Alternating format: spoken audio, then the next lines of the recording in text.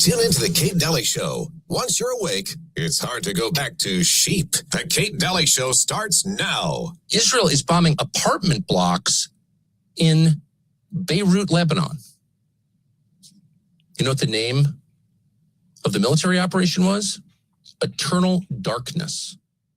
Israel named this operation, killing hundreds of civilians in Lebanon, mostly in Beirut, Eternal Darkness. Because, like, why even pretend anymore? Eternal darkness, by the way, is mentioned extensively in the New Testament. It's a euphemism for hell. Interesting. Okay. We have a lot to talk about, and that was Tucker Carlson. I know you know the voice, and welcome to the Kate Daly Show, by the way. So glad that you're listening in, and of course, I know everyone's trying to get a dose of truth. You know, where's the truth? And I'm with you. I'm with you. I'm fighting this fight with you as well. So I really appreciate you. I have Greg Carpenter on with me. I call him my ex-NSA guy. I'm sure he loves that. I say with sarcasm. And I have to say that, you know, Greg's been coming on the show for like a decade. I think I met you like a decade ago, and over a decade ago, probably now. And back when I was on the Fox News channel, and it was so fascinating to meet you. And you wrote a book called Reverse Deception, and it was quite intriguing. And it was all about kind of the state of where things were at, and how to sort of unwind that ball.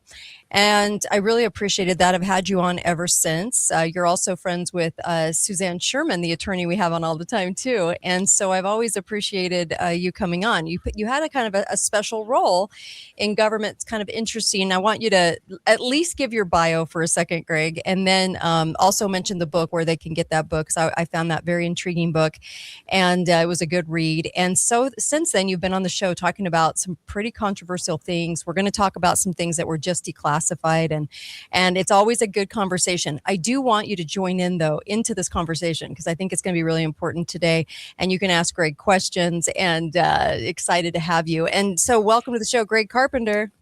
Well, thank you so much, Kate. Great to be back again. Yeah, I'm Greg. I'm the ex-NSA guy. I spent 27 years in the military. I'll own that. I'll own it. I spent 27 years in the military, civil service, another 10 years or so. I've been basically working strategic security, intelligence operations for about 40 years or so, everything from nuclear command and control all the way down to tactical military operations everywhere around the world. The book, Reverse Deception, you can pick it up on Amazon if you'd like. It's gone through a recent research after the last hacking conference that I went to. A lot of people were asking about it again. It's the book that never dies. It's kind of interesting. It was published in 2012, but 2011, excuse me. But we literally have gone through these surges where McGraw-Hill comes back to us and says, "Hey, we're going to publish some more of these." And we're like, well, okay, I could use that $12.39 every year. That comes in handy for my royalties. So I enjoy that. Thanks. I'm so glad.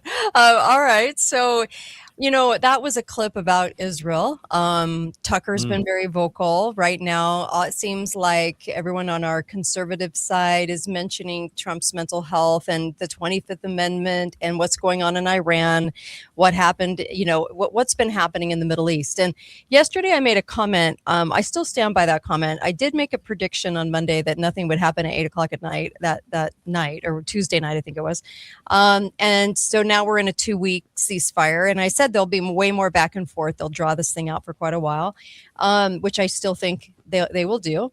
And so what is the purpose of it? Why the timing of it? And so these are kind of questions I have for you. And then also I made a comment that Trump's first term, there was a huge distraction going on with Russiagate. And we all know that was full of lies. I mean, it was just, there was no basis or foundation for impeachment. But yet again, we kept hearing for 3 solid years, it was nothing but that in the newscasts. And now we're hearing about mental health. Now this is the new debate and so forth. So this is going to get kind of interesting, and I wanted to get your comment on that. Sure. I think any good politician who is going for the real prize, which is American independence, is going to be challenged by both sides. Mm-hmm. You literally have people in the Republican Party, Lindsey Graham, just saying, it's like, oh, we have to have an investigation. Wait a minute, Trump stopped. Why did he stop? This is crazy. And then on the other side, you have Netanyahu. I mean, to Tucker Carlson's point, Netanyahu's like, no, don't stop bombing them. Keep bombing them. Both sides, including, well, I'd say every side, is really against peace. You look back, previous to 40 years ago, 50 years ago, Mm-hmm. how were there wars and fights in the Middle East? Only when the Arabs attacked the Israelis. That only happened every few years or so. And for a very, very long period of time, there were very, very few wars. It's not the place where there are historical evidence for lots of wars, ongoing wars. What we do see, like back in 78, when Carter got Israel and Egypt to the table, both sides did not want peace. And Carter kept forcing them because that's what America does, is we negotiate, we talk to people, and we basically try to barter peace. But it's hard because in Iran specifically, and this goes to what you were talking about before a little bit, some of that recently declassified and information that's available at the National Security Archives. If anybody wants to go there, George Mason University runs the declassified National Security Archives. And you find the information there on how, well, we know after World War I, England and France divided up the Middle East, and they divided it how they wanted it. And you have the Shia Crescent, and you have different political groups and different cultural groups put into different positions. And they're put into countries like Iraq that really didn't exist before. It wasn't a country. We made it a country. And it's all linked to basically British petroleum opportunities and British banking that goes back to 1694, which is incredible and amazing. But usury was found in the West in 1694 when the Bank of England was created and became the linchpin on how England used passive aggressive techniques to make money. Fast forward a couple hundred years, and now you're looking at the Middle East, and England has oil interests. They made deals with all of the Emirates that they would only sell to England, and England was getting rich off of that, and they never wanted to release any of that. So they held on to control. And since World War II, what war have we gotten into that Britain didn't want us to get into? Nothing. It was all at the direction of Britain and the British, I would say, monarchy or empire. We'll call it empire. So we're really dealing with a situation where we've been fighting Britain for so many years, which is one of the reasons why the Brits told us we couldn't use Diego Garcia. It's because the Brits realized that we're cutting them out of their scam that they're running. And it's kind of an amazing thing that we're standing up to them. But Iran, if you look at Iran's official website, they said they welcomed the 2-week ceasefire. They welcomed the opportunity to find peace. It was the British Empire that condemned Iran to a life of living in the shadows, basically.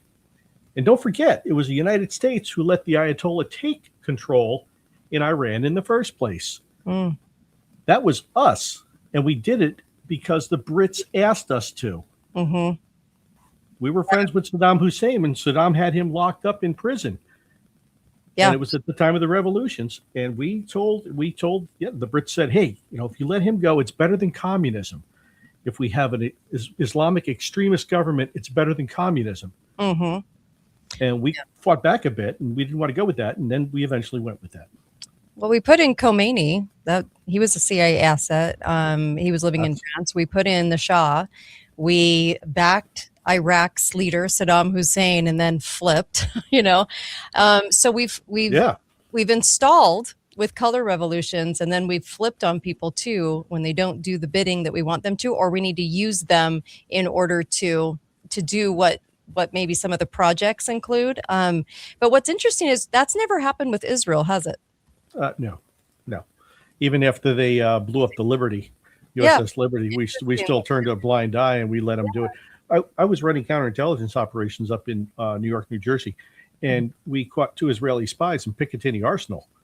And the post Jackson Pollock, oh my gosh, Pollard incident where he was spying for Israel. No Israeli spies have found their day in court. They've just kind of like skedaddled out the back door and gotten into prisoner exchanges. So the guys that we caught were just skedaddled back out. Right. And it's interesting, the Iran-Iraq, the history of Iran-Iraq and how we got to where we're at is really, it's crazy. But one of the things that, set it up in such a way that it became toxic was that when Saddam took over and was consolidating power, he went into that big theater and he had everybody in there and he started calling out the names of all these guys that were bad guys, right?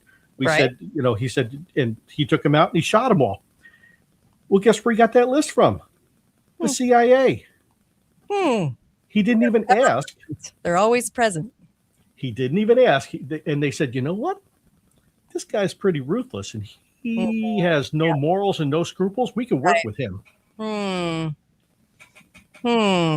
It's getting interesting. Why do you think the timing of this? Because the timing seemed really off. I went through a whole, I play a clip of the last 40 years, all the way back to the 70s of basically, Iran is 2 weeks away from getting a nuke for 40. That's a long time being 2 weeks away, 45 years. And then also, Iran is our bad guy. Iran is doing this. Iran is doing that. But I feel like we created the bad guy. We created the controlled opposition to be the bad guy. So what is your take on the timing? What is your take on the timing of all this?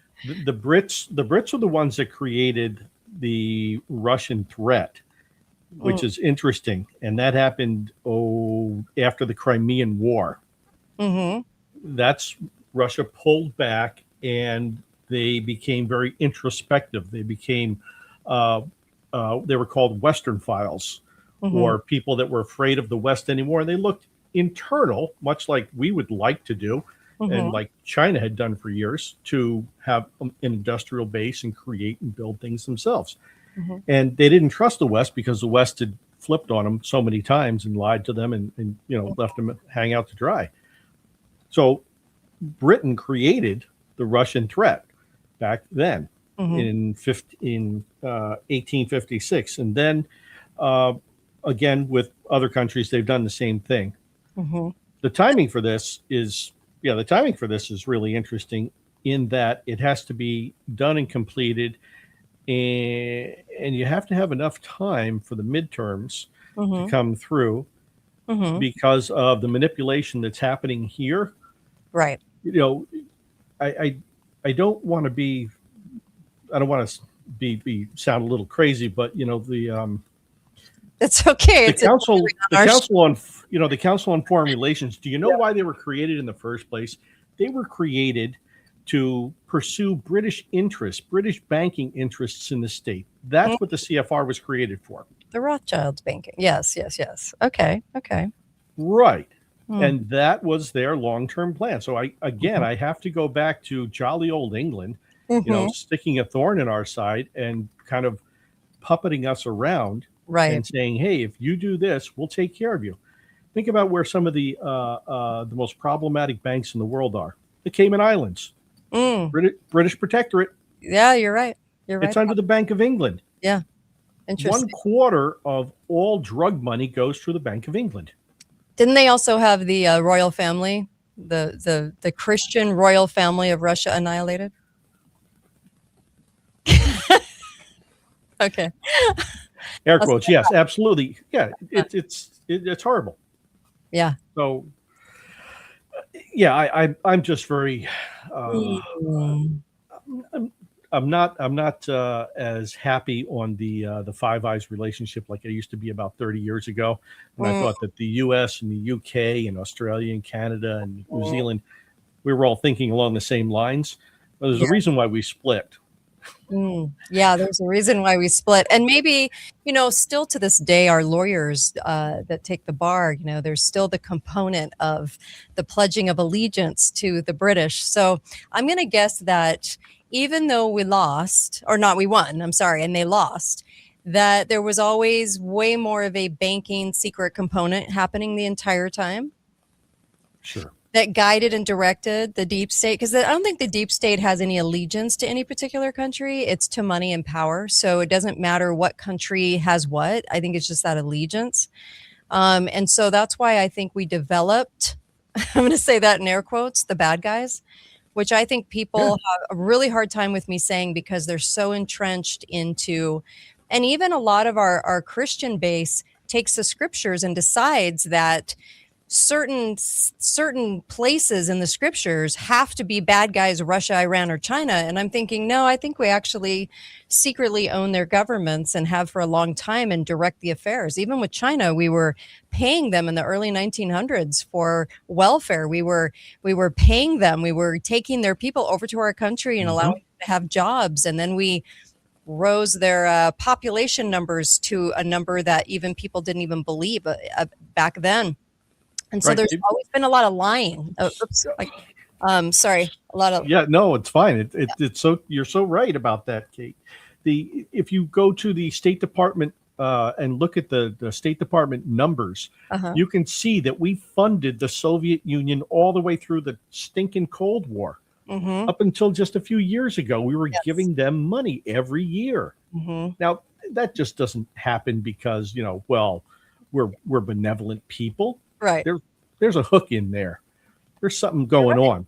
You're And, right. we don't get to the point where we have, I think we're at 38.99 trillion as of a week ago in debt. Ouch. Okay. Yeah. So not bad, not bad. But when you don't intend to repay it, Mm-hmm. it's it's a liability, but Yeah. it's also an asset on your balance sheet. Right. Right. No, that's true. Yeah. And Okay. in that way, Mm-hmm. the directed debt system that we live in Mm-hmm. is the new slavery. You're right. You're absolutely right on that. And turning us into a region without us seeing it is one of, I think, the deep state big agendas, is turning us into a region. I think that's why we have all the chatter about Greenland and Cuba and us and Mexico and Canada constantly for the last year, is this agenda by the deep state. I think the White House is very controlled by the deep state. I don't think they took a break in this term. I think they're heavy at work. A lot of people don't agree with that. It's okay, but that 100%. That's how I feel. But it's interesting to watch the timing. We have this horrible economy right now, and people are having trouble making it, even with two incomes. And so Mhm. the economy is staying this way. It's not getting fixed. And I know that Mhm. a lot of people thought this term would bring a fix, right? Because you always realize that when a Democrat president is in, you're going to have a horrible economy and a lot more trans happening and a lot more of these culture things going on. Then when we put in a Republican president, it's usually about war, usually about like putting things in like our Patriot Act, things like this. We have a lot of that going on. And I don't think at this time is any different. So we have this horrible economy, and everything's being blamed on the economy, right? So we have only 10% of our oil coming through the Strait. So there's no reason to have all this jacked up prices. Europe, I said yesterday, again and again, they get zero actually since 2020 through the Strait. So we're making a big deal about the Strait. So what did you notice going into this? I don't even know what to call it. Are we at war? Is it a skirmish? What the hell is it? And why? Yeah. Why was Trump why was he told, because I do believe they get orders, you can disagree, I'm fine with that, but why was he told to do this now? Is it to have a reason for this horrible economy to stay? I don't know, you tell me, I'm just guessing. I think what we're experiencing right now are Yeah. growing birth pains and growing pains Mhm. out of a dependency model into an independent model of economy. We've Okay. been dependent, and interdependent with the EU and England and everybody else for so long. We've been funding them. Yeah. And we're going through this iteration now where we're breaking free from all of those bindings and chains that we were in before into the United States, who we were supposed to be over 100 years ago, who we were for a long time before we had people like William Jennings Bryan come in and, you know, start to degrade our gold standard to a silver standard and all those other things that happened. Right. So we're going through a big change right now. And I think that it's a very strategic thing that's happening. When I look at Greenland, when I look at Venezuela, when I look at Iran, I see Trump zeroing in on natural resources that are only available in certain areas, and there are abundance in other places. And then I see him choking out the Straits of Hormuz with this attack. It literally puts us, if we're controlling everything from Greenland down through Venezuela, we're controlling the majority of the world's oil now. We're not dependent, and we're not waiting on OPEC or the Middle East to make a decision. So we have a caller, but I also want to say it's funny that we're not concentrating on USA resources, because we have so much here that we don't know. No, it is not funny at all. It is planned that way. Okay. You're not going to use your resources. Let me just the thought real quick. Yeah. We're not using our resources until we use everybody else's resources first. Okay. Interesting thought. All right. So, caller, go right ahead. Welcome. Oh, okay. Hi, Kate. Hi there. You know that you mentioned earlier, why is Trump doing this at this point? And I think the answer comes if you read a few books, and one of them I'm thinking of is The Fourth Turning. The Fourth Turning. Strauss-Howe. Yes, we've talked about that a lot on the show. And I tell you what, we're in the fourth turning. Okay. Yeah. And whether he likes it or not, that may be completely out of his control. And I think that's what we have to understand. We're going through a fundamental transformation of not Barack Obama's fundamental transformation, but a fundamental transformation. Stage in our economy's history. So okay. You take care of the dogs, and I'll have Greg comment on that. Thank you so much. Really appreciate the call. The line is live, by the way. Not too many shows do this live, but 435-680-2503. The number's on the bottom of the screen if you're watching live. You can text in a comment, or you can call in. All right. Go ahead, Greg. Thoughts? Wow. I want you to know that all of my wife's dogs are outside taking a nap right now. We planned it that way. They had dinner and they're sleeping right now. Love it. But you can never know what they're going to do. That's for sure. So I don't know so much that it's planned or directed by any one group in any one way. I remember reading China Debates Future Security Environment, 2000, National Defense University Press, Michael Pillsbury. And Dr. Pillsbury is a professor at the university there. And he took, it was a collection of information that was gleaned from speeches of high-ranking people in the People's Liberation Army and the Chinese government. And their determination was that by 2032, and correct me if you think this sounds a little crazy, but by 2032, the United States would be reduced to a regional power in parity with China and Russia and England, and mostly the EU and England, but separate. They were separate, which was interesting that they knew that breakup was going to happen. Yeah. And so there's been several additional books that I've read that talk about, us being a regional power and us going through a transformation during this period of time. Yeah. And the one thing that was interesting about the Chinese book was that it spoke of America in the sense that it destroyed itself from the inside. It allowed everything to come in that was bad and kept out everything that was good, in an effort to reach parity with China and everybody else. Right. So going back to the caller's point, is that we're choosing to bring in the things that will destroy us and push us through a transformation. Or maybe not even choosing, but I think the deep state's very, very good at opening our borders and keeping them open, never having built a wall, never having had a single solution to anything. And the parties are there to just provide debate over it for decades while we just have this flow of people coming in. So really by design, right? Right. It's just the opportunity to do a misdirection from what's really important and have you talk about whatever else is going on. We could talk about the color of my hair, right? But that's not going to solve the economy. Yes, that's why the parties are there, to discuss and debate and forever have drama. It's like a never-ending Days of Our Lives soap opera. It never comes to any conclusion. Everyone's got drama. The drama surfaces, and that's the only thing we ever get to read about, but we all get absorbed into it. And it's a really good brainwashing technique. You talked about our resources, and one thing that I've noticed, because I'll take this caller too, but one thing I have noticed since when they lied to us in the 70s, and I don't think we had a shortage at all, but we were lined up at the pump based on the numbers of our license plates to get gas every other day. Yeah, you remember that, right? So in an event to lie to us, I remember at the time, the person, there was a person in government that was going out and they were saying, hello, we have infinite resources here. Infinite resources. Yeah. Why in the world are we pretending that we only get our oil from a certain place?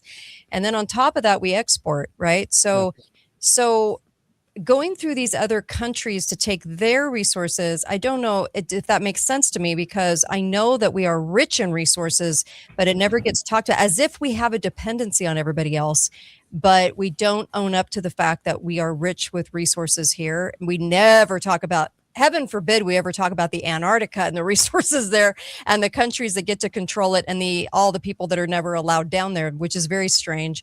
We've had some conversation about that, Greg and I, but I'm going to take the caller and then address kind of what I said, but go ahead, caller.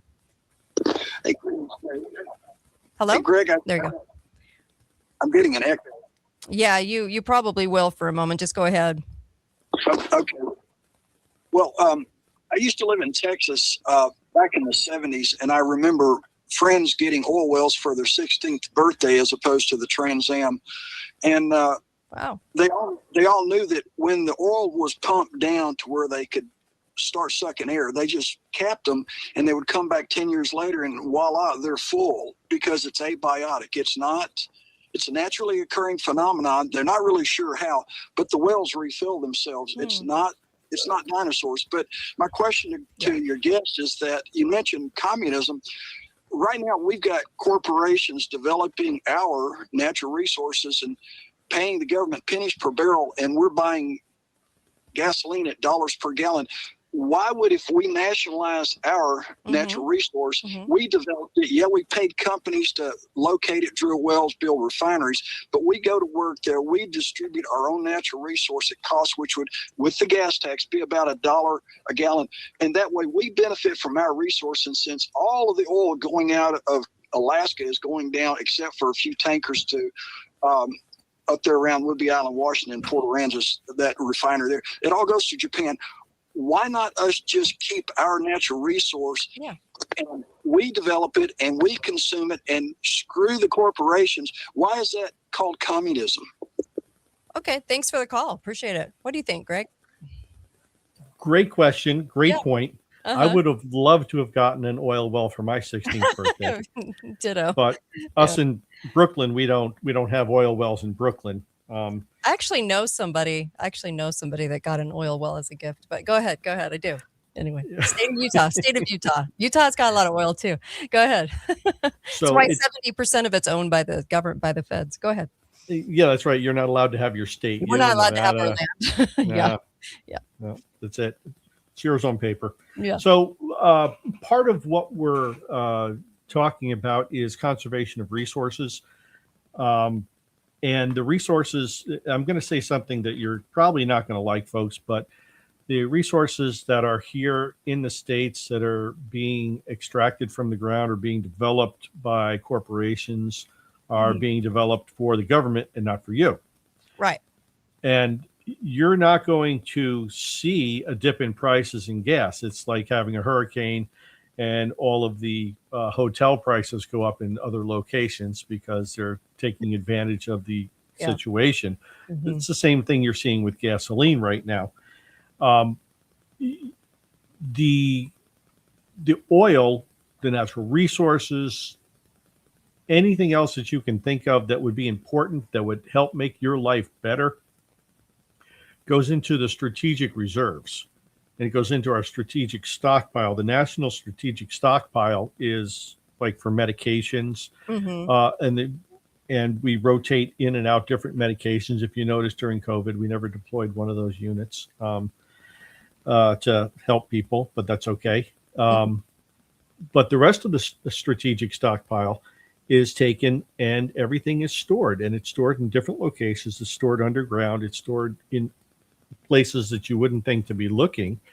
And it's not for you. It's for the continuity of government program. It's for when we have a bad day, when we get nuked or something, that your leaders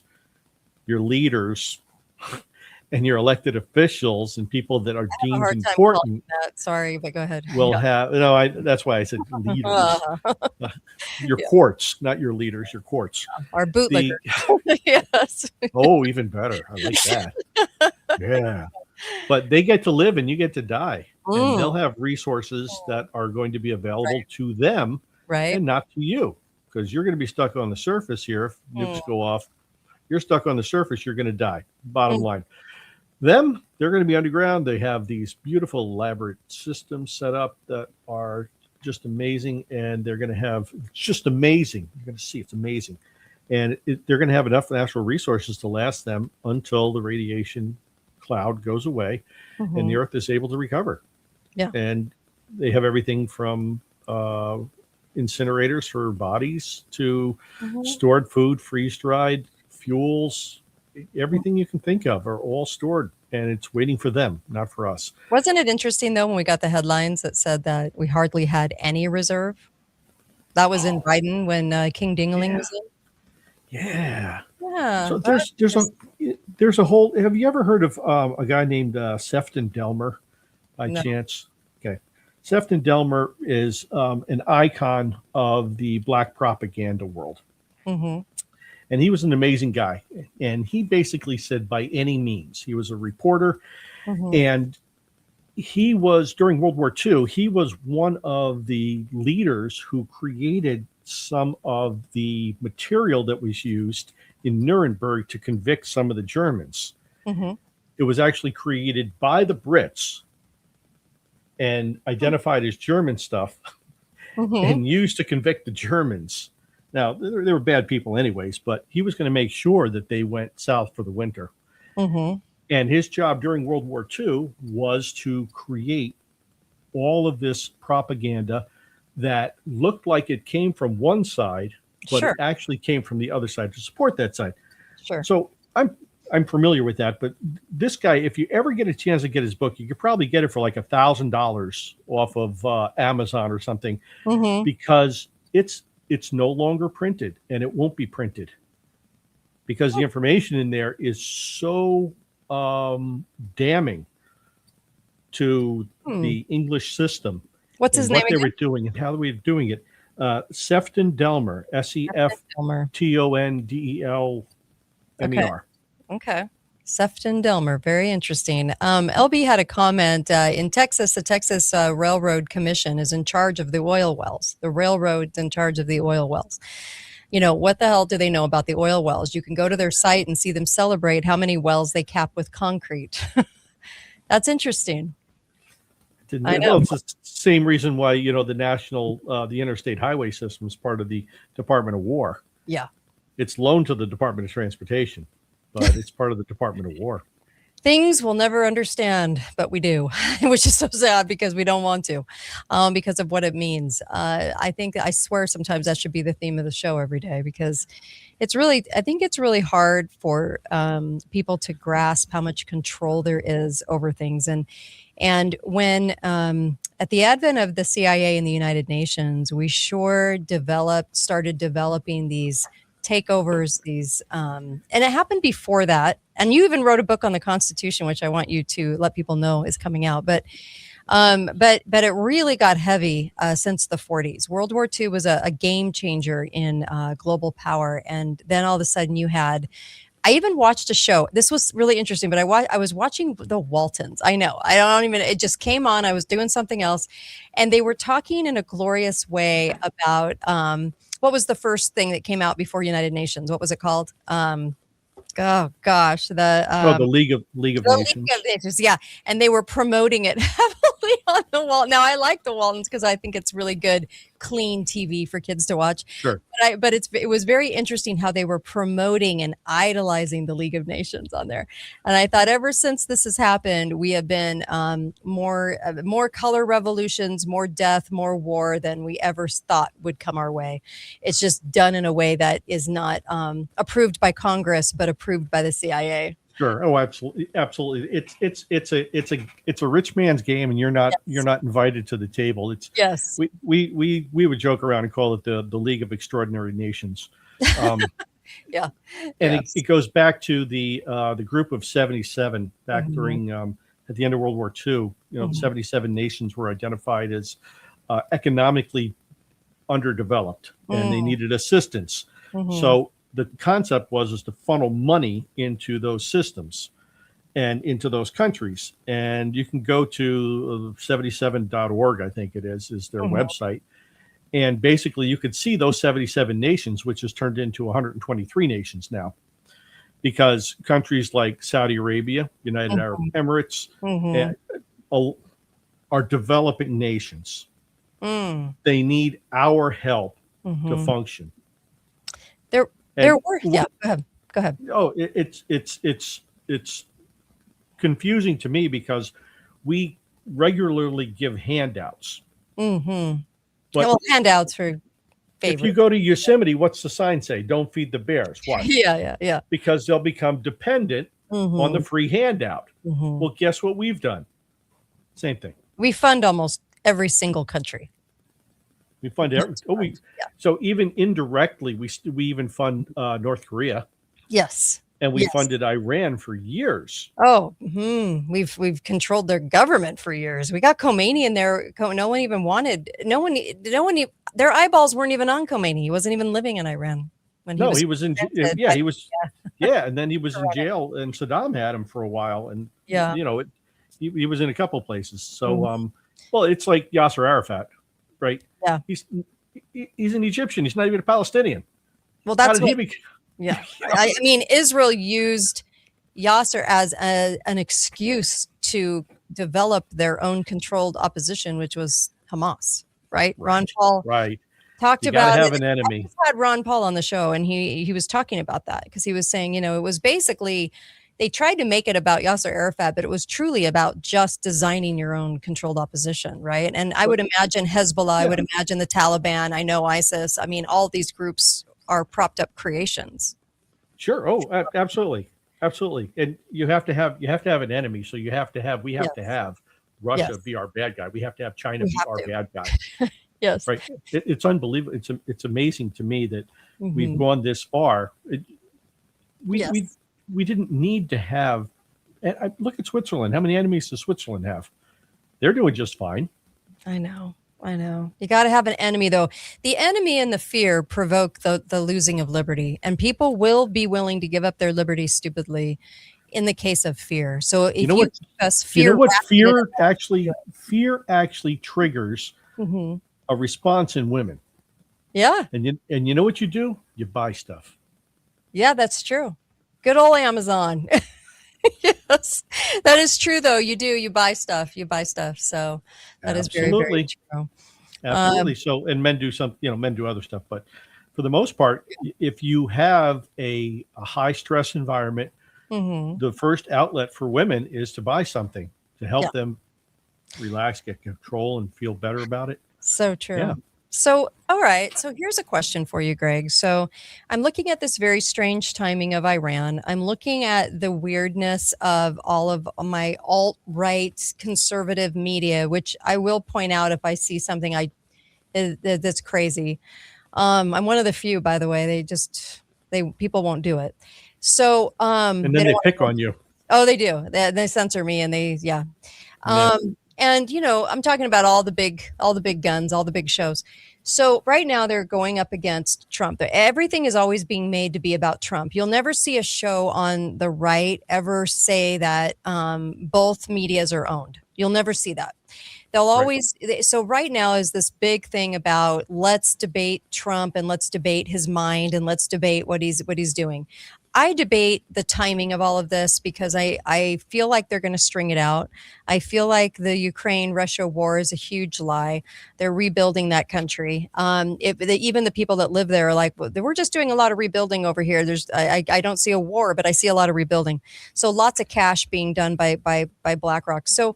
So in the event of all of this, what comes next this year, do you think? Seeing all these pieces and seeing this drawn out thing in Iran and knowing that there are plans from the 1940s to absorb all of those lands. And this is why 9/11 brought us into a war with Iraq when there was nothing going on there that had to do with 9/11. But what? You know what I mean? So I'm shocked. I'm surprised. I'm in shock and awe. So, but we're so angry, we'll do anything. So the one thing that I have said that will happen, and I want to get your take, is that we will have a giant false flag. So we go to war when there's a giant false flag blamed on the Middle East. Pick a country. I pick Iran. They'll blame it on them. The people will be stupid enough and idiots enough to believe it. We'll never question it, even though false flags have been occurring for years and years and years. Go back to Project Northwoods and you can get a healthy dose of what a false flag, how they design them. Project Northwoods, 1962. And so in the event of that, it would have worked too. It would have. We would have been brought into war with Cuba based on things that the CIA was going to do and carry out via the deep state. I should always say via the deep state because the CIA is just they're the henchmen for the deep state. So looking at the future, now we've got this ongoing thing with Iran. We have the rebuilding into a smart country in Ukraine. We have a lot of things happening that are giant lies. We have a lot of money laundering. I'm going to say NASA, but no one's going to agree, or people aren't going to agree. But there's lots of money laundering going on. So what happens the rest of this year? What is the game, do you think, that's being played? What is the result of the game? Where are they going with all of this? The game, the result of the game is wealth transfer. If you think about anything you do today, there is a fee to everything you do because everything's linked through your bank. Everything has a 2% or 1% or a 5% fee. Right. And it's no question that the Fed, the central bank, is designed as a model of the Bank of England. And I got to go back to England again, but we designed our Fed in that same way. And even the proposal that was rejected before the Fed was accepted was a model of the Bank of England.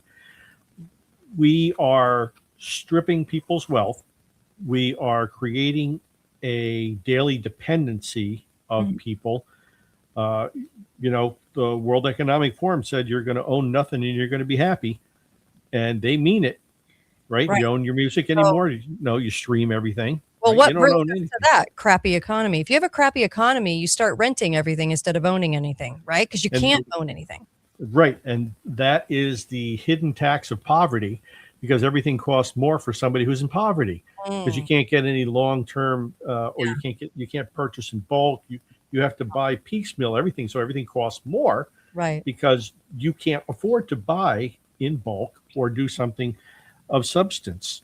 And it's I think it's pretty demonic what's happening in mass. And only to the countries that can afford it. The ones that are already destitute are being used to move money from one place to another. Really, who in Ethiopia actually ever got a sandwich out of somebody in the States? Nobody. Went to the leadership, it went to the military, it went everywhere other than to the people, and they'll never get it. But I think what you're going to see is going to start this summer. You're going to see tremendous protests. You're going to see them all over the place, right? Crowdsondemand.com. Bot or organic, because we have so many bot. Okay. Right, crowdsondemand.com. Go there, get yourself a crowd. You can rent them for a day. Go get paid $20 an hour. It's It's ridiculous. Oh gosh. You can go to one of the, I forget which Soros site it was, but you can go there and request a crowd for your cause. Yeah, it's easy right? to do. It's too easy. A lot of willing people. So you're going to see a lot of that this summer, and unfortunately, I think you're going to see a very bloody summer on top of it. We're going to see something like the summer of '68. I think it's going to be really ugly. Ouch! Yeah. Ouch! What happens with Iran? Is this an ongoing thing? Because I remember all these so-called experts got on and said Ukraine and Russia will be over in a matter of weeks. Same people that are saying this would be over in a matter of weeks, but I don't. I think they're getting a lot of mileage out of this and a really crappy economy that makes you rent. So puts us in smaller spaces, which is by design 2030. So what do you think? Well, I think if NATO would stop instigating the war in Ukraine would be over a long time ago. They've lost cause. They don't have a cause since the wall came down. What is NATO going to do? Russia asked to join NATO, and they're like, no, we're not going to do that. And Putin was like, no, I really seriously want to join NATO. Yeah, no, we're not going to do that. You know what? And then we're going to go back and violate everything we said we weren't going to do. So I think NATO has to stop being an instigator. Number one, that'll put an end to a whole bunch of stuff in Ukraine. Number two, Iran. I think Iran's going to come out of this and be an ally of the United States in the future. I think that's where we're going again, like we used to be. There's a lot of similarities, a lot of common causes, a lot of common interests with the Iranian people. Right. And I don't believe that Trump, at least in the short term, is going to allow the UK to get back on the inside of this and start dictating terms again. So if let's say we completely control Iran's government, what's the game then? So we're doing the bidding of Israel. If Israel owns us and we basically run Iran, or let's say the powers that be run all three. Okay. So what's the game? What does Israel do now? Because there was a big, huge, headline is Israel sabotaging the ceasefire. And then we have all these theatrics playing out. So what do you think is the game there? Is Israel sabotaging the ceasefire again? So the story of their life. You're right. I could see them doing that. I could see them using black propaganda to create a disturbance in the force. And to have the ceasefire called off. I could absolutely see that. They've done it before and they'll do it again. I think that, with Netanyahu calling out Trump and saying, hey, no, don't stop bombing them. And Trump said, no, we got an agreement in place. Really sent chills down Netanyahu's spine because he's not as in control as he thought he was, at least for that moment. I asked Ron Paul, I said, so does Israel have a deep state or are they a deep state? He goes, they are a deep state. I was going to say that the whole thing's a deep state. Because there's three ways to look at Israel, has a deep state, is a deep state, or doesn't have a deep state at all. And those idiots I have a hard time even talking to because everything's been penetrated. But so it's very interesting, Israel and us right now. Israel, the whole country is a deep state. Everything that's done is controlled, managed. They have such well-coordinated propaganda and deception programs that are running 24/7. It is unbelievable. I stand back in awe of some of their capabilities sometimes because they are so coordinated, so advanced in what they can do, not just in the narrative, but on the technical side. They're very manipulative. Yeah. Don't you find it interesting that with all these so-called terrorist groups, we've never had anyone grab a nuke and nuke a city? Isn't that amazing? I find that compelling. Isn't that amazing? I remember after the wall came down, we got to find the nukes. We got to find the nukes. And then within a matter of weeks, we're like, the nukes are fine. Yeah. Oh gosh, how did that happen so fast? So do you expect a false flag in this country to bring us into war? But when? Like, what would probably serve their interests the best? Because obviously the war budget's being raised. Obviously it's going to happen at some point. And if you read scripture, you know what happens. I know that a lot of people think it's happening tomorrow, which I don't agree with. Everything always takes a little more time to get people on board. And here the deep state manipulates our emotions to get into war. Always has been this way. So what do you think? Right. You have to prep a population that's not going to, because you still need soldiers, right? Yeah. And if they're not going to all die tomorrow, you got to prep them for what's going to happen. Yes. So I like to use this example. I use this example a couple times before. Back during World War I, when Wilson said, I'm not going to go to war, there is no way. I did not have war with that country, right? That whole thing. So he basically... Right. He basically got into a situation where it was us either going with England or us going with Germany. We were literally on the fence. And then what happened? The Lusitania got hit by a German U-boat. And at that very point, that's when we said, oh my gosh, they attacked our vessel and we have to do something about it. And then Wilson started to mobilize assets, and he created a strategic office that handled propaganda that was directed against American citizens. But we covered up the Lusitania.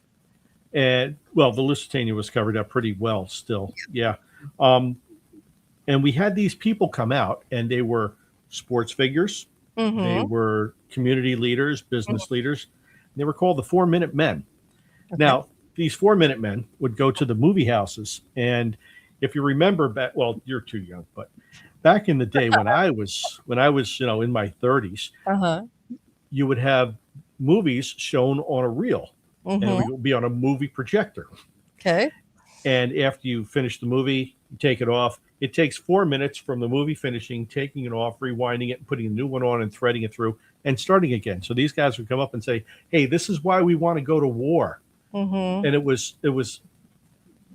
positioned as an organic movement of people just coming up and wanting to do this.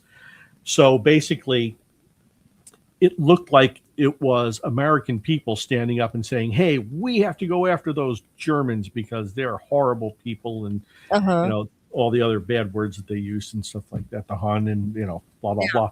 But it literally was a coordinated propaganda effort that Wilson blessed off and ran out of the executive office, and it was directed against American people. So if it happened before, it can happen again. Yes. Remember Lookout Mountain, how they use that for propaganda films, and maybe a lot more that we don't realize. I'm just going to throw that out there. Lookout Mountain, very interesting. Jared Leto owns it now, always in the hands of some Hollywoodite. Some very interesting person always has it. Somebody also wanted to know about Mount Weather in Virginia. Mount Weather. Oh gosh, that's the DHS office. So that's a continuity of government site that's run by the Department of Helpless Security. And security. What did you think about the theatrics around Nome? Like, what did you think about Kristi Noem and the things that the reasons we were given? There were a lot of experts trying to come on my show to give me the exact same reason, and that was because she did some ads they didn't like, which I didn't believe at all. But what were your thoughts? No. There's always something interesting happening inside Washington that doesn't really make the news. Unfortunately, all I can do is speculate on something like that right now. I know. Unfortunately, I don't really know it. I was in the NED down here in DC, and if you don't know the NED is a private DC club where you pay $5,000 a year to go in. Then you pay for your drinks, and if you get invited to the whatever the founders level or something, you pay $100,000 to join. Interesting. So I got asked to come into this and sit down and have a drink and talk, about stuff. And I'm listening to people talk, and they're talking about her just before she gets the boot. Interesting. And they were talking about her being independent, having a independent avenue of what the president wanted to do. They weren't sure what was going to happen. That's the only thing that I could say that I know about on the inside that might have been the reason. But I don't know any other dirt. Yeah, interesting. And I'll never be back in the net again. Yeah, you haven't gotten to the level where they wear the masks and have the ceremonies, I guess. So, all of government just makes you want to scream. It's just so disgusting. So horrible thought. Thanks, Kate. Yeah. Oh gosh. So what do you want people to know? I mean, the latest, the things that you've learned that, because I know we're coming up on time, but tell me what some of the latest things are that you wish people understood or knew about what was happening behind the scenes or whatever. I wish more people would be humble in their own understanding of the world and accept the fact that I was hoping that, everybody was a constitutional expert for a long time. Mm-hmm. Everybody was a COVID expert everybody became an epidemiologist overnight. Mm-hmm. It's like my doctorate didn't hold any water to somebody who watched a 5-minute YouTube video on epidemiology. Okay, but you have to admit our doctors were told what to do, and it was harmful. Oh, well, those guys were, yeah. I'm not saying I'm agreeing with them. Yeah, don't get me wrong. Yeah. But I think that people need to practice critical ignoring of too much information, too much useless information. Mm-hmm. One of the most useful deception techniques is ambiguity increasing. You have ambiguity decreasing and then increasing. And ambiguity increasing is where numerous targets pop up and you can't figure out which one's the right one or which is the nugget of truth in that sea of junk. Yes.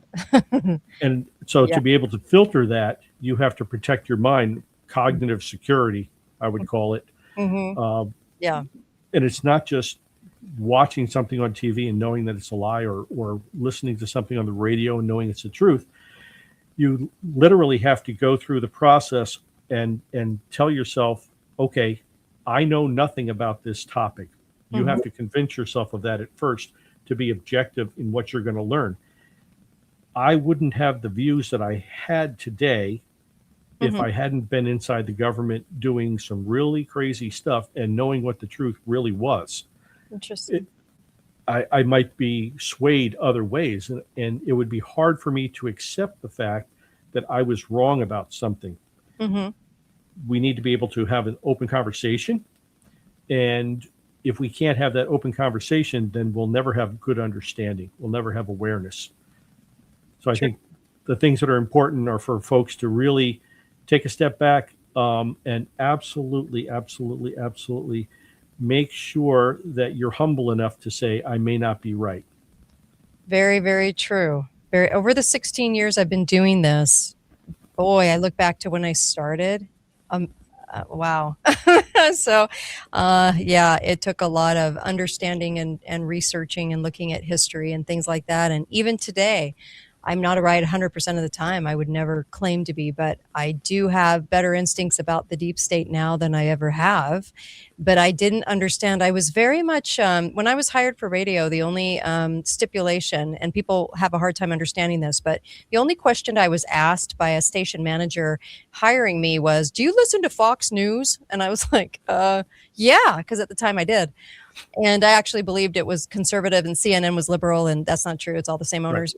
Right. But that was the only question I was asked. And so when I started on this path, I found out very quickly that number one, they did not want me educated.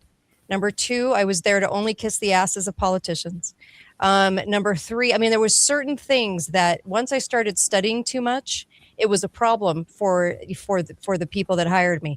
It was an issue because I knew I was starting to find out too much, and that's a threat because you can't say those things even in conservative talk, right? So you can't say the truth. You have to go with what's appropriately said by the other hosts too. Like everybody has to be in concert and unity. So it's a great lesson for us because most people don't realize the stuff they're hearing is because, and if it's still on the radio and still on TV, you're probably getting sold a lot of boxes of rocks. You know, in New York, they sell you a stereo and you walk off with the box of rocks, you know, at the same weight. Mm-hmm. Same kind of box of rocks. They just don't realize it. And so we have to discern and think for ourselves and understand and do research and be willing to go, oh my gosh, I was wrong about that. I was Trust your sources. Yeah. Validate your sources. Yeah. Go look at who wrote that research paper and see who funded them, and look at who funds the people that funds those people. Yes, and who funds your hosts, your radio hosts, and how do they make money and everything else. So you would be amazed. Oh my gosh, people would be amazed. On the right, as much as the left. See, we always complain about the left, but the right has its own set of problems too. So big problems. But anything else? Anytime you have two sides to an issue, you have a manufactured issue. If you have Republicans versus Democrats, it's manufactured. If you have right versus left, it's Democrat. It's manufactured. There is no issue that is so clear cut that, I mean, we deal with like economies and countries and stuff like that, that type of stuff. Right. I mean, that's different. But anything that we talk about here related to the economy, sociology, behaviors, things like that. Okay. So all manufactured. That's a deception technique. It's like the 5th or 6th most common one of just distilling things down to 1 or 0. Okay. So let's give somebody a practical view of that real quick before we go. So give me the propaganda of Iran, the two sides of Iran, the truth of Iran. The propaganda of Iran. We're there right now. Sure. Okay. The propaganda of Iran is basically that they're bad people. They're aligned with China and North Korea, and North Carolina too. Probably watch out for those guys. Yeah. Right. Because they do bad things and they hate you and they're going to kill you. In reality, Iran has been working with the Brits since 1979 behind the scenes, working oil deals and running like $1 million businesses through the Bank of England. That's reality. You know, it's not, that's not even up for debate. Right. So they have this public persona that they pretend, and they have their guys that are playing their part, Hezbollah, and they're all playing their part. And you just have to realize that, you know, you're on stage with everybody else. You just don't realize you're on stage. So the theater production of world politics. Everyone plays a part. There's an arc in the story. There's always the martyr. There's the bad guy. There's the good guy, right? So whenever that's painted that way, right? So, okay. And then about regions, turning the USA into a region, which is never talked about on the right or the left because it's a topic they can't, because they don't want to make people very aware of this. What are your thoughts on that?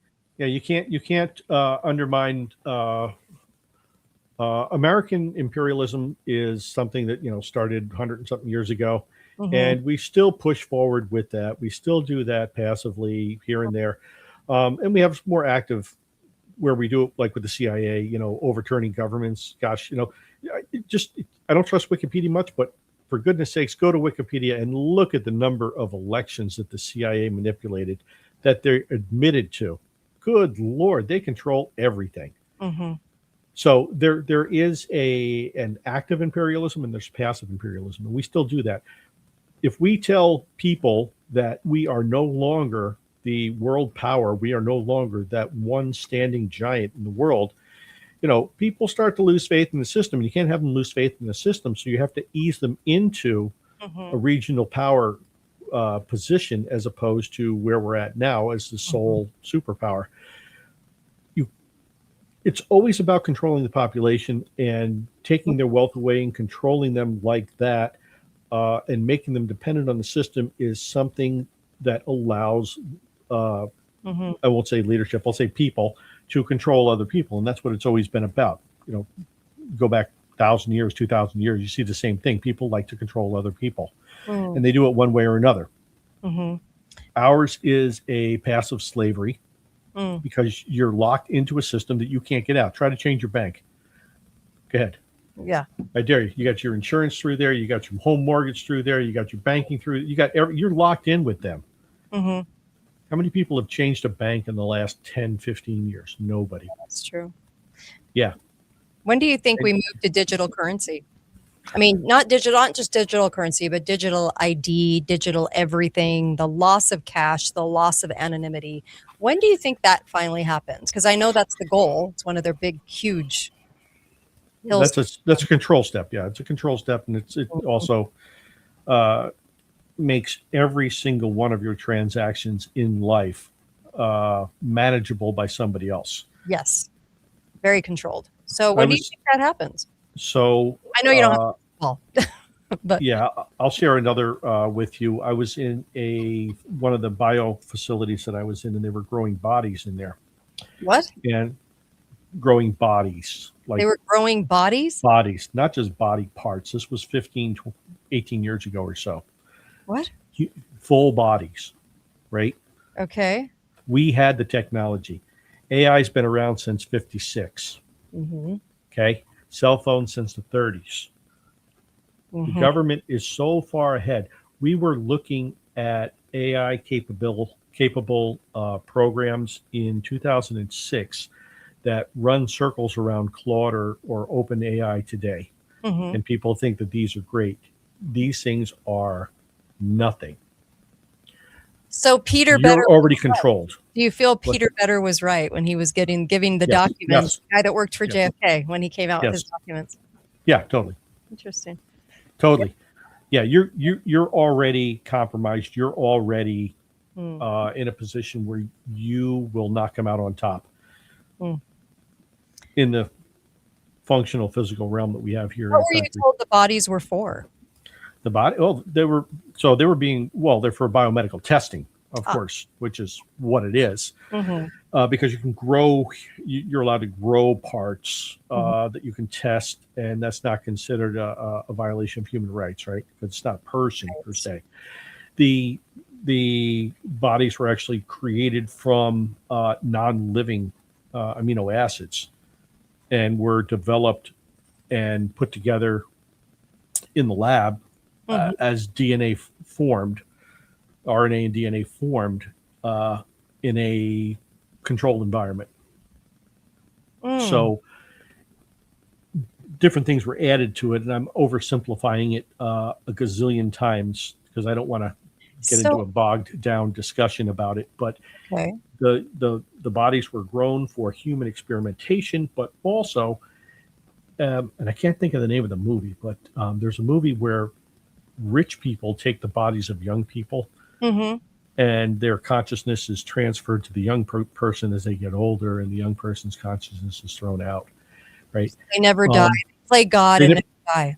Right. So this is part of that eugenics model where you kill younger, you destroy the life of the younger to serve the rich group and the elite group. It was frightening to me. I was terrified when I saw it. And it changes the way you think about life. So one thing I noticed about the CIA and about all the intelligence agencies being directed by the deep state, that when they got into control and were given unlimited resources and absolutely no rules, back in the late 40s and 50s, the first thing that they embarked on was experimentation, mentally, physically. It was all about experimentation to me. And that's also what the Nazi scientists were also doing. It was experimentation, on all those subjects. And so it was always about that and never truly about anything foreign other than color revolutions, other than putting in puppetry.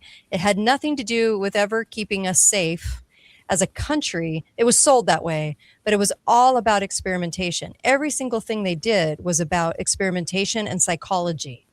Which would make that statement that you just made about the experimentation so early on where we never really recognized it was going on. Because to this day, people think some experiments went on in Louisiana at Tulane University. Some experiments happened here and there. Dr. Mary's Monkey, that book, we've got, and I love that book, explains a lot. But it doesn't really explain everything, because that was pretty much the sole mission, was it not? To develop what we're in now and what we're seeing now come of all of this? I don't know. I'm just asking for a friend. Yeah, that's for a friend. Oh boy, that's a tough. It's again, you don't, you look at it and not knowing what you don't know. Mm-hmm. You're free to live your life in ignorance. You have right, just piecing the pieces together, because it just seemed like it was a super big deal. The experimentation, psychology, experimentation, finding out how we work and tick. So to make us into, a digital twin or digital copy of ourselves or whatever the case may be, that just seemed like it was a very long game for figuring us out. They had to have some sort of no rules attached to doing that. Yes. You have to get to the point where you say, I'm no longer comfortable in the ignorance that I live in. Uh-huh. And I want to really understand what's happening.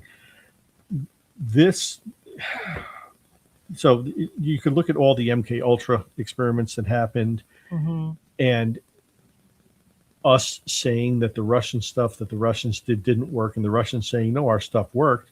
And then we go forward and we look at what happened in Havana, and we look at what happened in Moscow, and we can see that, well, gosh, that stuff does work. If you place something at, I think it's 60 hertz from across the room, you'll actually, and done experiments with this, you can play music 60 hertz and you can direct it at someone and it'll play inside your head and nobody else will hear it. Yes, that capability is a big one for the future, especially Project Bluebeam. Yes. Huge. Amazing. Huge. So we've had these capabilities for a long time. So when somebody says, I don't know, like the Unabomber, like I heard voices in my head. Yes. Yes. I don't doubt it. Probably true, because, you were up at MIT, you were part of the experiments. Yeah. Yeah. I know some people that were part of the San Francisco hippie movement, LSD experiments. The whole different thing. But that, the takeover of music in the 60s, I've done a lot of shows about Dylan, his fake name, and the Beatles and the creation, production of the Beatles. That was a CIA production. And you've got all these different acts, these music acts, and the changing of the hertz and how it's affected us in the future. And a lot of experimentation going on, being produced to experiment on us without our knowledge, and us buying into a completely different realm of reality about it. Oh, absolutely. You look at the music that's played now, and you sit there and go, gosh, where'd the storytelling go? If you're innocent about it, you're like, we used to have stories in music, Jim Croce, or you had something where you had something going on, and at least you could follow a story. And now it's just like, you know what? It's like just going on and on. It's like being in a rave all the time. And the thing is music didn't change much. If you really look at the changes in each decade, it didn't change much until the 1950s. Until the 1950s, you had a lot of orchestra, you had a lot of just basic, sweet music. And then you got to this point where they changed the hertz and it became a completely different paradigm. And honestly, you can't get into the music business unless you're a production now.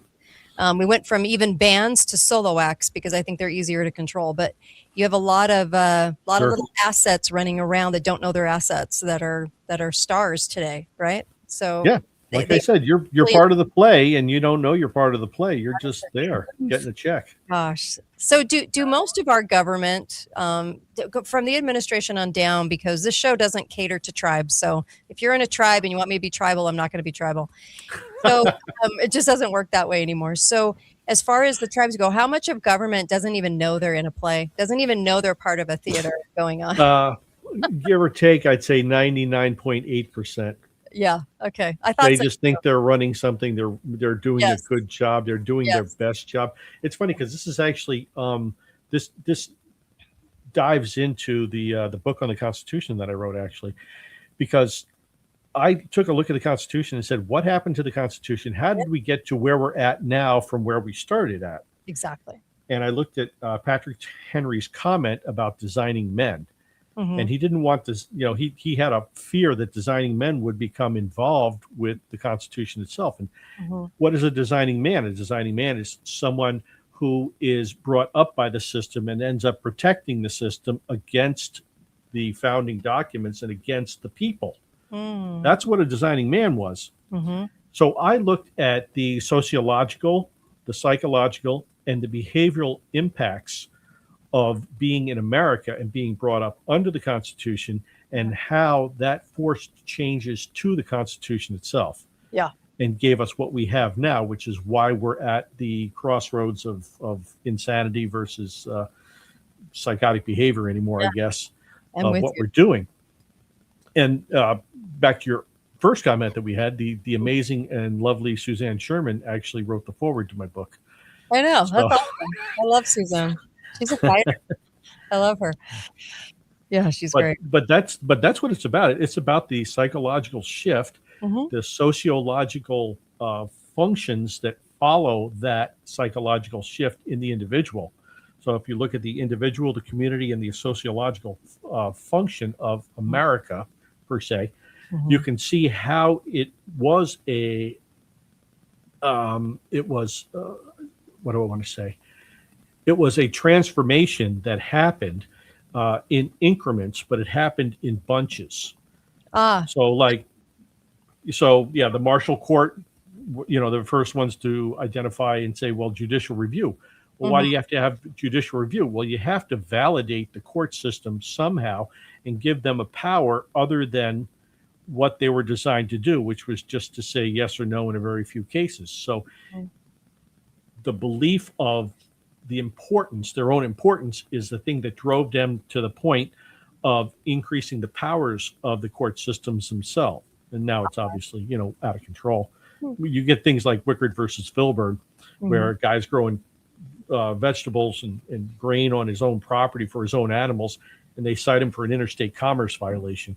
Well, how the heck do you do that? I know. Those are my animals. That's my grain. What do you mean interstate commerce? You have heavy federal control that does that, built up over the years, and legal system that doesn't question that. Right. And the legal system that actually mandated that to be the only outcome. Yes. That was by the legal system. Yeah. Right. Yeah. So you knew that, Percy versus Ferguson, 1896, where it's separate but equal, was the correct constitutional interpretation.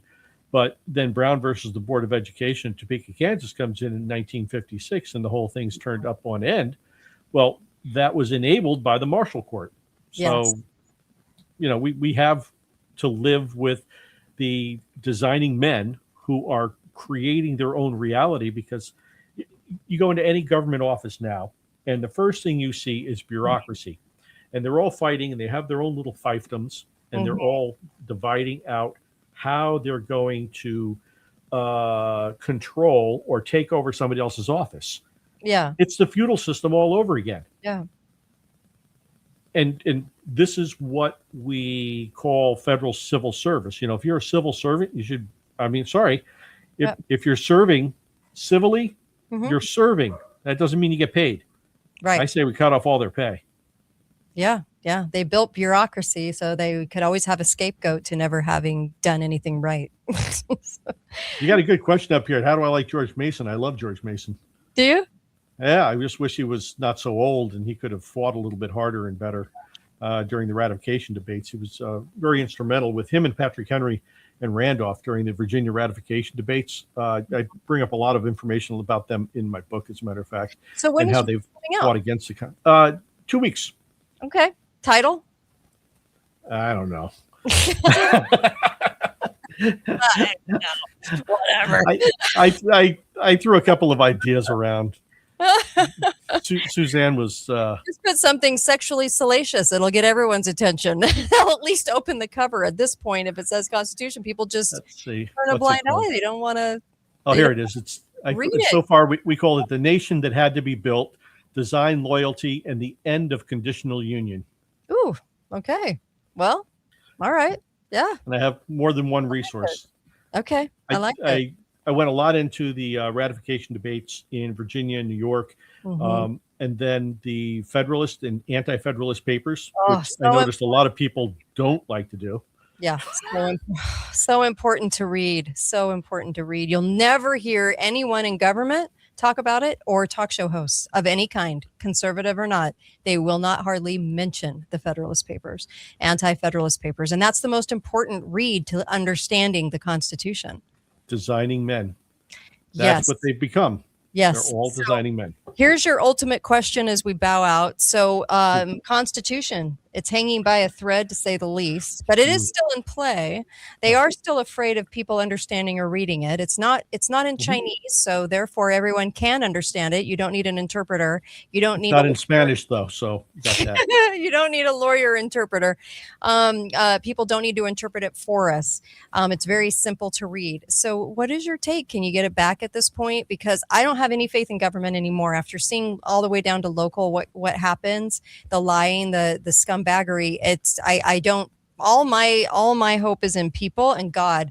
Nothing in government. Government will not save us at this point. But you might disagree. And what about the Constitution and who and how do we restore that, and can it be restored? I absolutely do not disagree with you. Great. That makes for terrible radio. Doggone it. Perfect. No, I think, and I even address it in the book. Yeah. I believe that the design of the Constitution left too many loopholes, and that it wasn't locked down enough for manipulative people to exploit it. And in doing so, it's the wheels have come off the cart pretty much.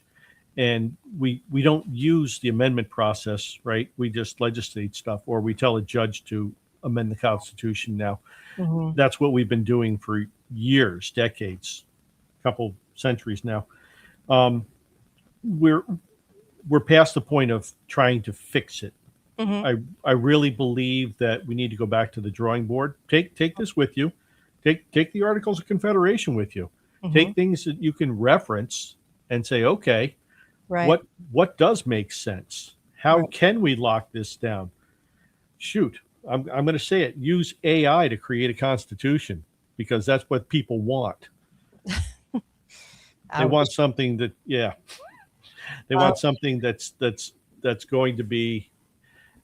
Because people like technology. You know? Oh, I know. And AI is such a liar, and I've noticed it. I've looked hate it up, and it literally leaves stuff out. That's the most important part of what you're trying to research. I mean, it is worse than propaganda, smiley faced, and alt-right media. Everything, right? It's even worse than that. And I don't think people have actually realized that. I've asked the questions before. I said, hey.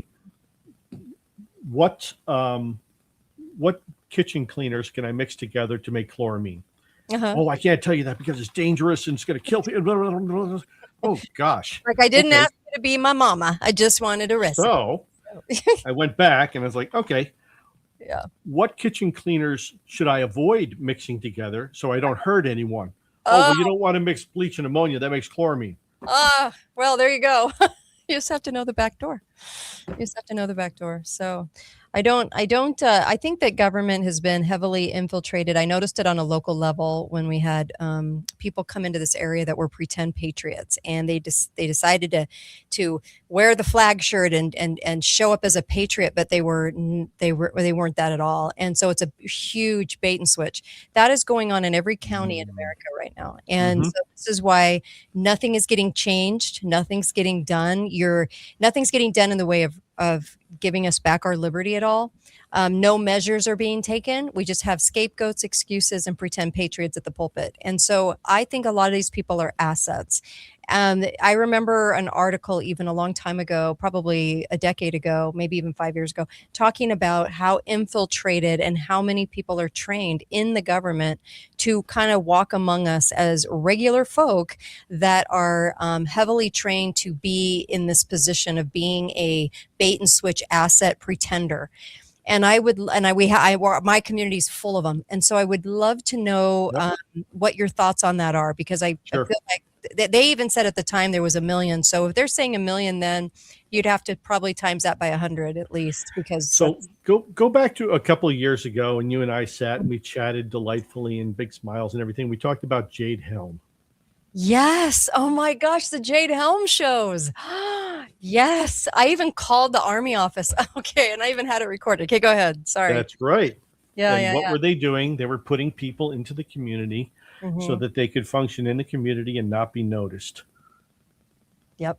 So when you're training for it, you can do it, right? Making And tabs, there's taking tabs on people and businesses and what people are discussing. absolutely up close and personal. And then Mhm. I think that there's another thing too that I like to think about uh, patriotism as Mhm. someone who protects them and their neighbors against the government, and a Yes. nationalist is someone who protects the government. Mm. And I think that we have a lot of people that misunderstand the concepts of those. I did back when I was doing radio shows. I did a show on Francis Bellamy, and I had his own, in his own words, an article that he was interviewed for Mhm. about how he wrote and why he wrote the Declaration of Independence. Mhm. Not the Declaration. Gosh darn it! Holy cow! The Pledge of Allegiance. See, Yes. when you get old, these Yeah. things happen. Yeah. Why he wrote the Pledge of Allegiance and how he did it and what his target was. And Mm. being a National Socialist that he was, he Yes. had a goal. Mm. And it turned out his goal was capitalism, because he worked for a company in Boston that was selling American flags. Mhm. And if you had enough kids that would put in a dime or so, they'd send you a flag. You put the flag up, and then all the kids together on the 400th anniversary of Columbus discovering America would say the pledge to the flag, and it would be a great big thing. Mhm. And we created what had been lost in the Civil War. We recreated what was lost in the Civil War, which was the concept of nationalism, as opposed to patriotism, which we had prior to the Mm. Civil War. Mhm. So now we run everything in a nationalist concept, which is why the Army Reserve and the National Guard can be federalized, as Ah. opposed to when they couldn't. And that happened during the progressive era, Mhm. back when you got income tax and you got a whole bunch of other problems, the Federal Reserve.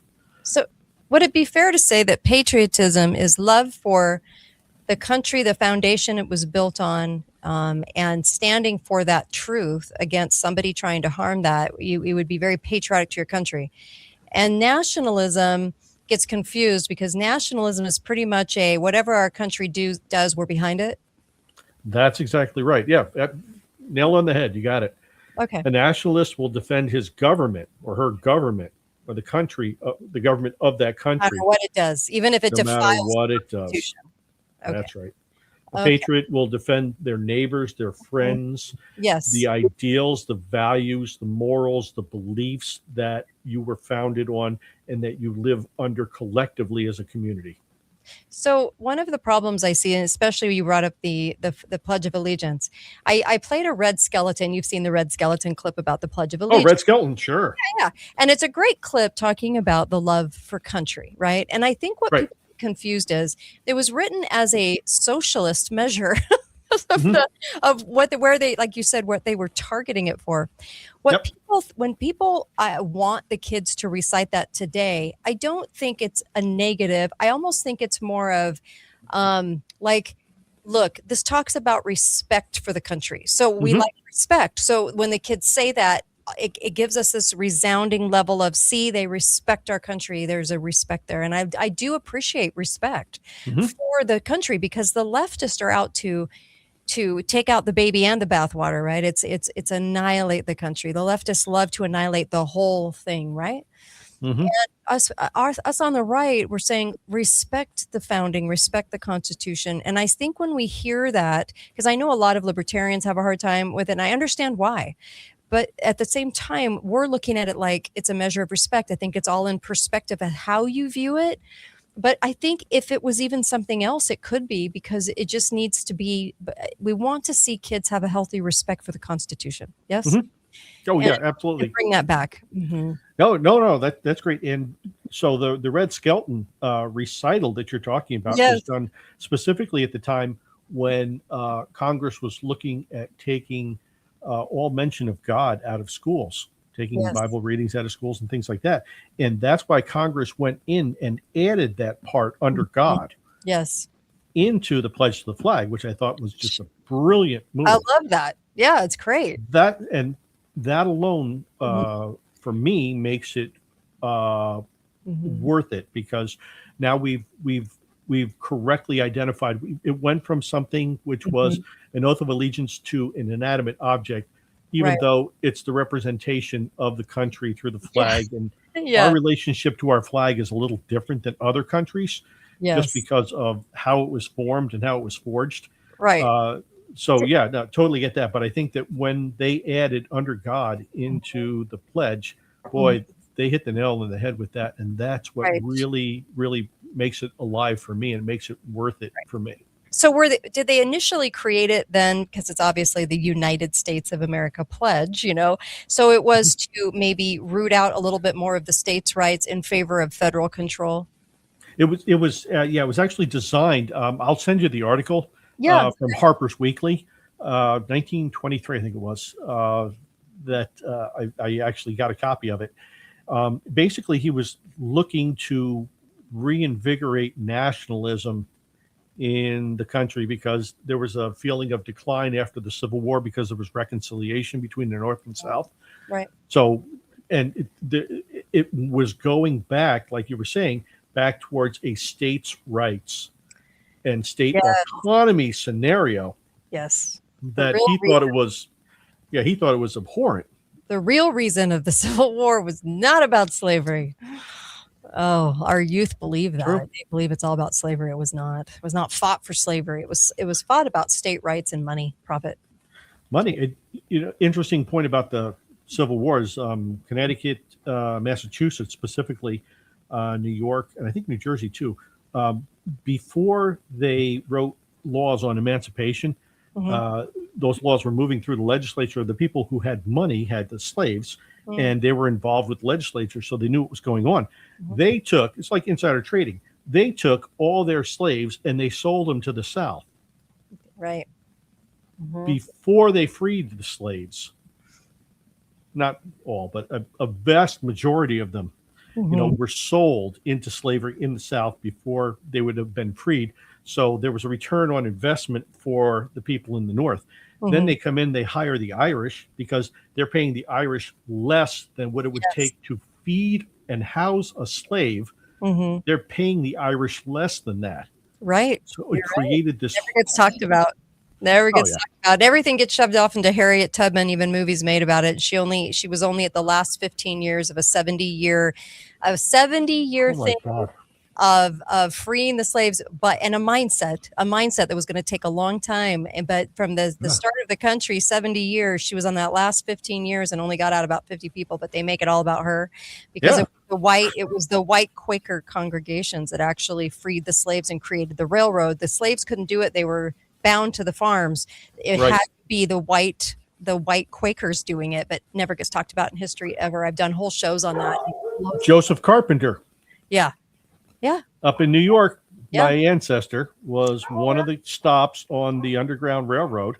Right? Yeah, it was incredible learning about that. mindset. They were Quakers, so Yes, we were very lucky to forge that mindset in just 70 years. And but we get painted as the country of slavery, which is amazing, because the whole world's been doing it. Like you said, the Irish were products of that, and so many different nationalities, and most every people has been a product of slavery. So it was a mindset that had to be ended, but we sure get the blame. Boy, they rewrote history. There's still over a million slaves in Africa today. And Saudi Arabia has a couple 100,000 just alone by themselves. Right. It's selective outrage is what it is. Yes. I'm so grateful for you. Thank you so much for coming on. And I hope you'll come on in a few weeks. We'll do this again. If you say so, I'll be here. Yes, boss lady.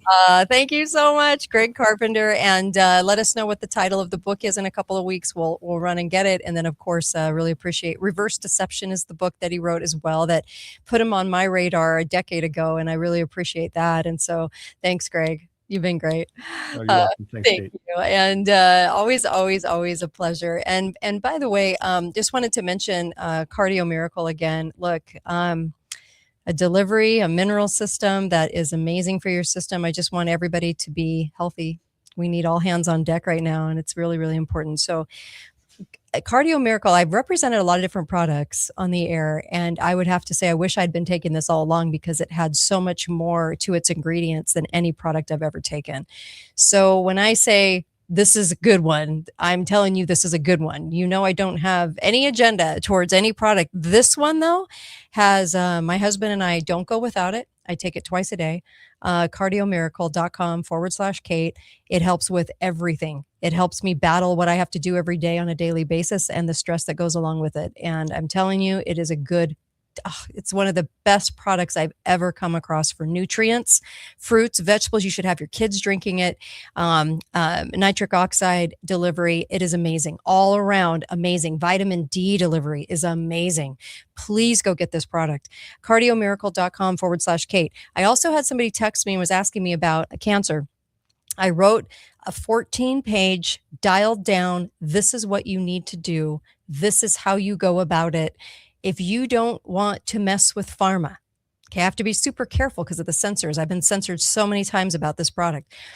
If you don't want pharma, which you know what pharma is going to tell you to do, and your white coat doctor, please, please, please go to katetalks.myshopify.com. Go get this book. Because I am telling you, there'll be a time that comes that you won't be able to get this information. It has been censored so many times by good old YouTube, which we're sitting on right now. It's why I'm always in jail. X, you name it. I have had so many problems trying to get this information out. And this is the information compiled after meeting with over 100 of the best holistic doctors in the world. Telling you what works and what doesn't. Don't go for the snake oil. Go for the things that are actually going to work. We have a lot of things that have helped us, a lot of things that are helping people right now. I know somebody that is literally getting rid of their cancer right now as we speak because they dealt with the things that I wrote about in this book. Okay. I am telling you, and it was stage 3. I'm telling you that this is the way to go. 14 pages of the most dialed in information you'll ever come across for your health. It's also preventative. If you want to prevent cancer, I would do the things in this book and take the products in this book that I talk about. And I don't get a benefit from you getting any of those products. I'm just telling you the doctors to go to, where to go, how to get help, and what to do before you even meet with somebody in the white coat side of the medical cabal, please, because their only answer is going to be chemo, which is 97% death rate. Please look at this, because I do think that we have a lot of ways that people are healing all around the world. But you know what? People, they think that cancer can only be solved one way, and it can't. There's just so many other ways to do it and get your health back. Okay. The people that die from cancer aren't actually, if you look on the report, they're not actually dying from it, the cancer. They're actually dying from all of the white coat remedies that pharma will give you. So this is a great way to deal with it. And this 14 pages is amazing. Please, the link is right on the screen, but go to katetalks.myshopify.com. Get the book for a loved one. Send it to somebody you know. Tell them it'll come to their email. Tell them to please store it on their computer. Print it out, please. So you always have this information. This information to me is life or death. So it's good information. It's what I would send people on the down low when they would ask me, hey, what would you do now that you've interviewed and done all this research? What would you say to do over 38,000 hours of research? I said, this is exactly what I would do. So this is the same stuff, the same information for the last few years that I've been giving out, and I update it all the time. So if you get it and I do an update, you'll get the update. Please go to katetalks.myshopify.com and please share this. That's how vital this important information is, because so many people out there, they get the diagnosis and they don't know what to do and they don't have time. You do not have time to take what your neighbor says to do and what your friend says to do, blah, blah, blah. You don't have time for all of that. You got to know and dial in on what's going to work. And I'm here for you. That's the only reason I gave out this information. And the only reason it's being censored is because of the truth behind it. So please please, I am begging you to go and get it. katetalks.myshopify.com. Best information out there. Thank you so much. And really, thank you. I'm getting some comments. Love your show. Thank you so much. I really appreciate that. Just here for the truth. It's cost me a career, but you know what? It's worth it. I can look myself in the mirror every day. I like that. I'll take that. I'll take looking myself in the mirror every day. I'm not a media whore, I'll tell you that much. I know too many of them. Do it for the dollar. That's not who I am. So I really appreciate the support. Please share this link with people. If you enjoy this show, please share this because I need your support. And also, if you'd like to donate to the show to keep it alive and well, we are running into some major issues trying to keep the show going. So I really appreciate any help that you can give. It's important. And doing this is important. I'm willing to do it, but I'm fast losing this platform to do it. So it would really help if you help the show right now. And I really, really appreciate you. At least you'll know you've done something for free speech and actual free speech, not bought and paid for free speech. There's a difference. There's a difference, sadly. Be faithful, be fearless. Go to katedalleyradio.com for any of the things I've talked about just now. katedalleyradio.com. You can also listen to the audio on SoundCloud of the shows or get it on X, Rumble, Facebook, the Kate Dalley Show page, YouTube when I'm not in jail, and YouTube jail. And I really appreciate your support, but you got to share the show. Share that link to go to buy that ebook as well so we can get good information on health out to people. Please, I'm on a mission. I've had I know too many people that have died of cancer. So please. And appreciate you guys so much. You don't even know. Thank you. Be faithful, be fearless. Find out why I say that on katedalleyradio.com. There's a story behind that. I say it at every show. Thanks again, you guys. Share the show. See ya Tuesday.